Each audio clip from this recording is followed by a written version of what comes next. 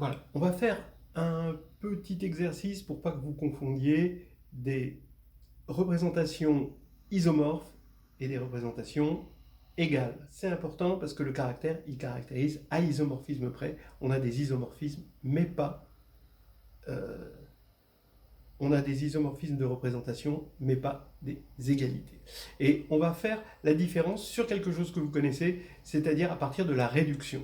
C'est-à-dire que vraiment, quand on prend un groupe cyclique ou même un groupe abélien fini, les matrices qu'on va obtenir à l'indice G, là, comme on les a appelées tout à l'heure, elles commutent toutes et par Lagrange, elles sont toutes diagonalisables sur C. Donc ça, c'est vraiment quelque chose de très pratique et c'est vraiment le fil conducteur qui va vous amener de la réduction, de ce que vous savez de la réduction généralement, que vous savez assez bien, vers la théorie des représentations que vous connaissez moins bien, sur laquelle vous êtes en général moins à l'aise. Et on va se donner un exemple. On se donne une matrice A, voilà la matrice, bon elle est concrète, voilà. Et en fait, je vais obtenir une représentation du groupe cyclique abélien fini, donc Z sur 3Z de degré 3, hein, bon, le 3 et le 3 ici c'est une coïncidence pure, d'accord, qui à k bar donne A puissance K. Alors d'abord, est-ce que c'est bien une représentation?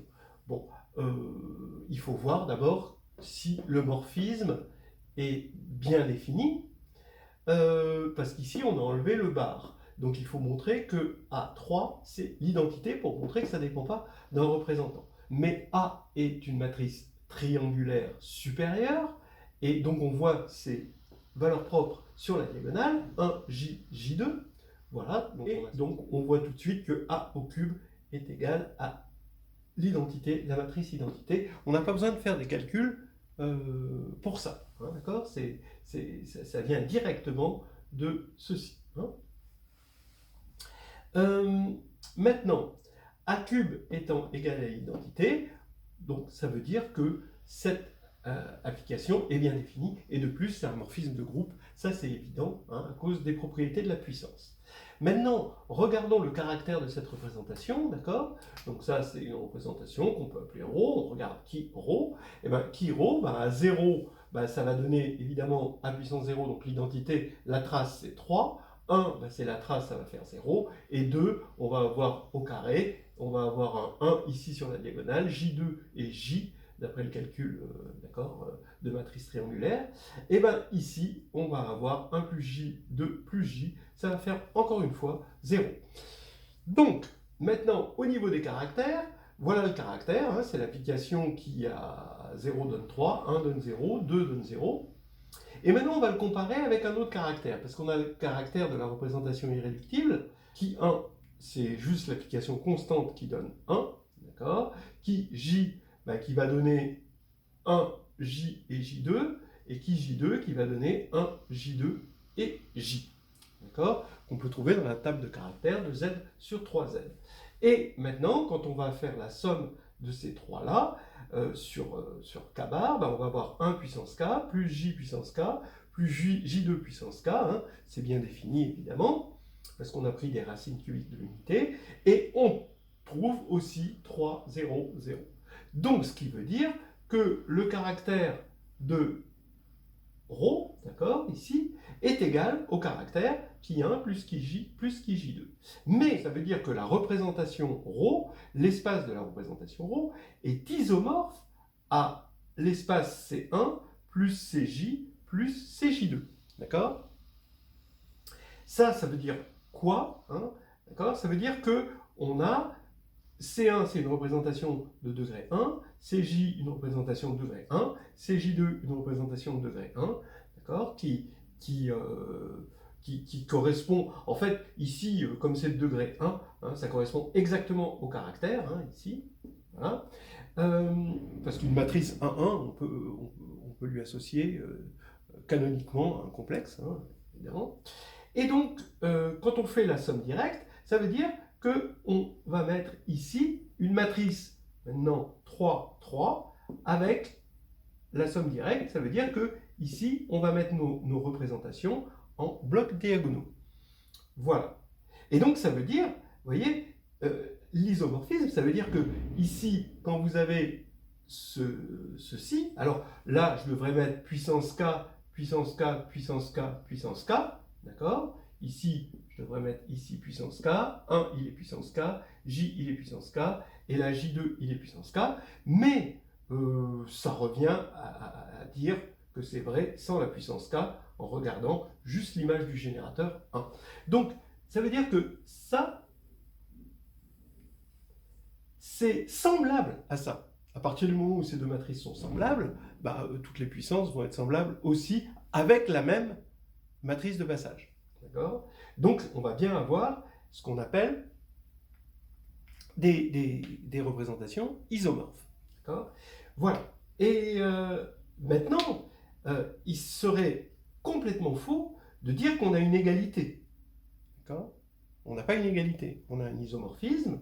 Dire qu'on a une égalité, ça voudrait dire qu'on a une égalité ici au niveau des matrices. Et ça, c'est clair que c'est faux. D'accord? Par contre, qu'est-ce qui est vrai? C'est qu'à partir du moment où c'est isomorphe, on regarde l'image par notre matrice de passage P de E1, E2, E3, d'accord, donc la base canonique de ces trois, et on va obtenir trois vecteurs V1, Vj et Vj2 qui vont être les vecteurs propres, d'accord, communs à toutes les puissances de A. Et là, si on veut une égalité, alors il nous faut les vecteurs propres. Sans les vecteurs propres, on n'a pas d'égalité. On a juste un isomorphisme qui revient à dire qu'on connaît que c'est diagonalisable et qu'on connaît le spectre.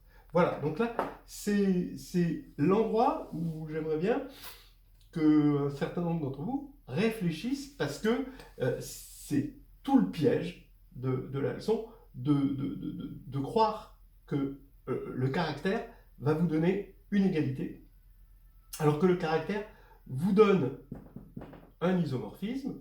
Donc, évidemment, on sait qu'il existe une égalité, mais ça ne vous donne pas les vecteurs V1, Vj et Vj2. C'est juste l'existence. De la même manière que quand on dit diagonalisable, eh ben, on assure l'existence d'une bonne base. D'accord? Voilà. Donc ça, c'est peut-être quelque chose à bien comprendre. Et la seule façon de bien le comprendre, c'est de faire la connexion, d'accord, entre Mashk qui vous assure un supplémentaire stable et ici la diagonalisation qui assure l'existence d'une base. Il y en a un, c'est nouveau. Mashk, c'est nouveau, c'est la théorie des représentations. La diagonalisation, c'est moins nouveau, c'est quelque chose que vous connaissez depuis longtemps, c'est la réduction. Alors pour mieux comprendre le théorème de Mashk, je vais prendre une matrice A, cette fois-ci un peu plus grande, avec des multiplicités. Ici, je vais avoir la matrice I2, donc c'est une matrice de 2, JI2, une matrice d'homothétie, J2I2, une matrice d'homothétie, ce qui fait que A, c'est une matrice de taille 6. Je vérifie que l'application qui a K bar donne A puissance K donne bien une représentation. L'essentiel, c'est de voir surtout que c'est bien défini. Après, c'est facile de voir que l'addition est transformée en multiplication. Mais A est diagonalisable. Pourquoi c'est diagonalisable?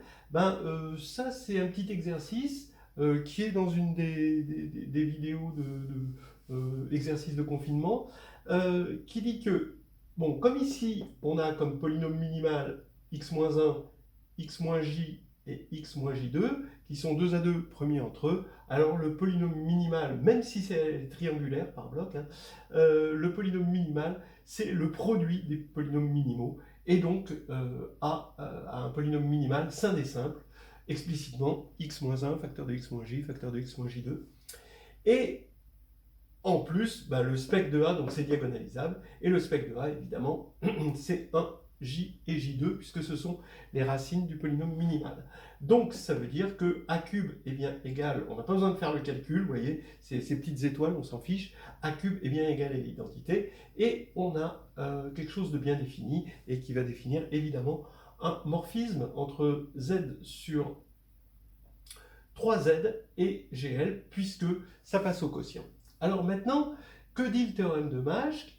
eh ben, il nous dit qu'on va avoir une décomposition en irréductible, et, et maintenant, cette décomposition en irréductible, c'est grâce au caractère, hein, qu'on va voir, comme tout à l'heure, hein, dans ce qu'on vient juste de voir, hein, ça va être exactement la même chose. On va avoir deux composantes de C1, deux composantes de CJ, donc c'est une décomposition, voici une décomposition en irréductible. Et on a un isomorphisme, ce qui veut dire isomorphisme, c'est-à-dire qu'on peut l'interpréter matriciellement en disant il existe une matrice P, alors qui elle ne dépend pas de K, hein, une matrice P telle que P, A, K, P-1, P inversible, telle que, ici on a ça nous fait identité, JK identité, J2K identité, hein, c'est-à-dire la même chose que A puissance K, mais sans les étoiles ici, c'est vraiment diagonal par bloc. Alors, oui, maintenant, ce que je vous disais tout à l'heure, c'est que ce C1-là, il n'est pas unique, d'accord? Et non, c'est pas unique. Par contre, ce qui va être unique, c'est pas ce C1 ni ce C1, mais c'est la somme des C1. Et en fait, la somme des composantes isotypiques est toujours unique. Ici, pourquoi? Parce qu'il faut bien comprendre que ça, c'est l'espace propre de A pour la valeur propre 1. Et pareil ici, vous avez l'espace propre de A pour la valeur propre J, et là pour J2. D'accord? Voilà. Donc, et la matrice de passage, évidemment, c'est la matrice qui va amener, c'est une matrice en tout cas, qui va amener de la base canonique vers une base compatible avec la décomposition en sous-espace propre. Voilà peut-être pour mieux comprendre pourquoi on met un isomorphe ici et pourquoi l'égalité demande un travail supplémentaire. C'est-à-dire qu'ici, pour avoir une égalité, il nous faut vraiment la somme, il nous faut les sous-espaces propres. Et là, on a une égalité. Voilà. J'espère que ça va dissiper certaines ambiguïtés qu'on peut rencontrer de façon assez récurrente chez les candidats. Bien, voilà les développements que je conseille pour cette leçon. C'est bon, voilà, ils sont explicités dans des exercices corrigés de nouvelles histoires hédonistes de groupes et de géométrie, la version 2018 pour avoir les corrections complètement détaillées, hein, mais ils y sont tous. Hein. Alors, d'abord, un critère de double transitivité d'une action. Donc, vous avez G, vous êtes sur un groupe fini, vous allez prendre une action et vous voulez voir si elle est doublement transitive. C'est-à-dire si deux éléments distincts peuvent être envoyés vers deux éléments distincts quelconques. Il faut déjà au moins qu'elle soit simplement transitive. Donc, un élément peut être envoyé sur un autre élément arbitraire par un élément de G. Mais là, on le fait avec deux éléments distincts vers deux autres éléments distincts. Bon, eh bien, il y a un critère, c'est de regarder la représentation par permutation associée à cette action, comme on a vu, et il faut qu'il y ait une composante triviale et une autre composante, et c'est ce sont les deux seules composantes irréductibles de cette représentation. Voilà. Et là, à partir de ce moment-là, c'est doublement transitif et réciproquement. Voilà, c'est intéressant. Ensuite, bon, quand on disait que deux groupes, donc on prend toujours des groupes finis, hein, bon, isomorphes ont évidemment même table de caractère, mais que la réciproque est fausse. La table de caractère voit bien les choses globalement par classe de conjugaison, mais voit pas plus loin que ça le groupe. Et H8 et D4 sont donc le groupe des quaternions et le groupe diédral, le groupe du carré, sont non isomorphes, hein, ça c'est facile à voir, et avec même table de caractère pourtant. Voilà. Donc ça c'est un petit exercice, bon, il est peut-être un peu plus facile, non, ces deux-là sont à peu près de la même difficulté. Dans la table de caractère, on peut y voir les sous-groupes distingués de G. Voilà, donc ça fait un joli développement. On a sur chaque ligne de la table de caractère, donc qui correspond, les lignes de la table de caractère, c'est ce qui correspond aux représentations irréductibles. Donc les représentations irréductibles, il y a toujours un 0 sur chaque ligne, à condition que le degré de la représentation, c'est-à-dire ce qu'on voit sur la colonne de l'élément neutre, soit strictement supérieur à 1. Et là, il y aura systématiquement un 0. C'est un peu plus dur, il vaut mieux avoir un petit peu de théorie de Galois en tête, même si ça n'utilise pas la théorie de Galois, mais il vaut mieux l'avoir en tête pour ça. Dans le même ordre d'idée, donc c'est toujours des théorèmes de descente où on a besoin de la théorie de Galois. Ici, on a la table de caractères de Sn et ta valeur dans Z. Voilà. Pareil, ça demande les extensions cyclotomiques, mais finalement, on peut s'en sortir sans théorie de Galois. C'est vrai que c'est bien d'avoir ça dans la tête. Et puis, à l'opposé d'une table de caractères de Sn, qui a la valeur complètement dans Z, eh ben, on a le groupe d'ordre impair. Ben, si un groupe est d'ordre impair, aucune ligne n'est réelle, sauf évidemment la ligne correspondant au caractère trivial. Voilà. Donc oui, je vous conseille donc de regarder toutes ces choses-là. Le livre de Serre, il va vous laisser, il va rester un peu théorique, donc faut pas, il est excellent évidemment, et puis en plus il y a toute la suite, ce qui va se passer sur un corps quelconque, etc. Donc c'est vraiment passionnant, mais bon, pour le côté concret, je vous conseille de regarder ça, et aussi les vidéos qui s'appellent mini cours de théorie des représentations sur YouTube que j'ai faites. Voilà, on va s'arrêter là, c'est déjà assez copieux. Andrea, tu en veux un peu? Ah oui, Philippe, j'adore la purée.